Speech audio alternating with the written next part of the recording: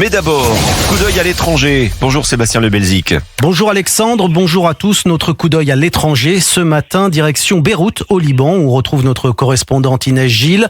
Bonjour Inès. Bonjour. Alors malgré le cessez-le-feu et malgré l'accord signé à Washington entre les dirigeants libanais et israéliens, le sort du sud Liban est toujours incertain et les violences continuent sur place. Et oui, les attaques israéliennes se poursuivent au sud Liban, dynamitage, frappes de drones, tirs d'artillerie et explosions. Alors on ne peut pas parler d'une escalade, mais les violences sont quasi quotidiennes. Une frappe de drone a fait 2 morts, un abattis à Fauqa, et l'armée israélienne a annoncé avoir capturé un membre de la force d'élite du Hezbollah à Binjbel. Des violences qui interviennent alors que l'armée israélienne occupe encore une partie du sud Liban. En visite dans les territoires libanais occupés le 30 juin, le premier ministre israélien Benjamin Netanyahou a affirmé que l'armée israélienne ne se retirera pas tant que la menace du Hezbollah n'est pas éliminée. Les Libanais s'inquiètent donc des ambitions israéliennes dans cette partie du pays.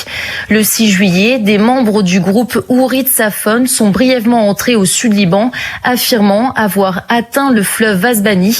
Ce mouvement regroupe plusieurs familles de colons israéliens qui prônent l'établissement de colonies au Liban. L'incursion a été dénoncée par le vice-président libanais du Conseil des ministres, Tarek Mitri, qui affirme qu'il ne faut pas minimiser l'incident. Et dans ce contexte encore tendu, Inès, la reconstruction du sud Liban n'est pas à l'ordre du jour. Et non, 40% des zones urbaines ont été détruites par Israël durant les guerres de 2026 et 2024. Publiée en mai dernier, une enquête du Monde en collaboration avec l'entreprise Masai Analytics a pu quantifier les destructions et leur étendue à partir d'images satellites radar. Le coût matériel de la dernière guerre au Liban est estimé entre 3 et 4 milliards de dollars selon le gouvernement libanais. C'est une somme colossale, surtout pour un pays comme le Liban, plongé dans une crise financière majeure depuis 2019.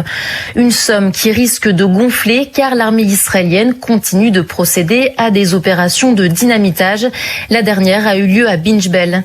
Et ce qui est en jeu avec cette reconstruction, c'est aussi la possibilité de retour pour environ 1 million de déplacés libanais originaires du Sud. Effectivement, mais pour financer la reconstruction, il faudra obtenir une aide extérieure et cela risque de prendre du temps, faute de soutien international. Déjà après la guerre de 2024, les États occidentaux comme la France et les États-Unis avaient évoqué une aide financière au Liban à plusieurs conditions, dont le monopole étatique des armes.